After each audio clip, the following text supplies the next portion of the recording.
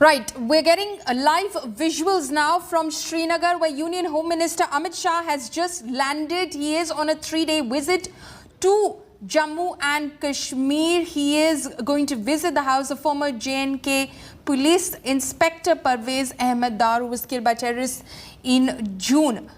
Amit Shah has landed in Srinagar. Those are visuals that are coming in from the airport where he landed a short while ago. He has a packed schedule over the next 3 days in Jammu and Kashmir, where he will be in the valley over 2 days and in Jammu for 1 day. He is, of course, as you can see on your screens right now, joined by MOS in the Prime Minister's office, Dr. Jitendra Singh, who is accompanying him on this visit, Lieutenant Governor Manoj Sinha on the screens as well. A power-packed schedule for the Home Minister, who will be reviewing the security situation in Jammu and Kashmir and also addressing crowds in Jammu. He will be interacting with members of the J&K Youth Club as well today. My colleague Kamaljit Sandhu is now joining me live from Srinagar on this. Kamaljit, take us through the Home Minister's program for day 1, which is pending in the Kashmir Valley.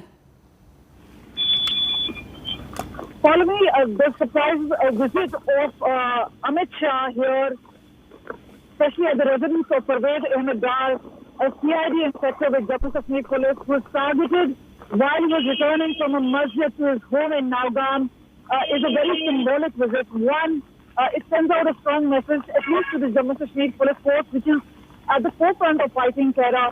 The other is obviously a larger message to security forces. He will be chairing a high-level meeting. He is gone by car from Srinagar to the residence, and thereafter he will head towards Raj Bhawan. But the messaging is very clear for all to see, that he's here and that he's in command of the situation. He will be carrying out a detailed review. A lot of security measures have been changed ever since the attacks on minorities as well as non-locals. We are here at the heart of Lal Chowk. Let me just try and show you the visuals out here. It has been raining incessantly since the morning. That is the Lal Chowk. And the narrative on Naya Kashmir is something that the government has clearly been talking about. But many feel that as far as the governance is concerned, a lot more needs to be desired and done, especially as far as the approachability is concerned. The other is obviously a much more focused part, which is on security. And that is where the larger challenge really lies as to, one, how the youth are now still getting radicalized, are still joining terror groups. At least 100 of them have joined in. The new attacks which have been taking place by the TRF are largely of local groups. The instructions are coming from the Pakistan and the ISI, but the local youths are still providing logistical support, are still providing arms and ammunition, and that is why we see a lot of bloodshed continuing to take place. Now the security has been stepped up, so we've seen additional manpower, boots on the ground. We've seen use of technology, use of drones, CCTV cameras.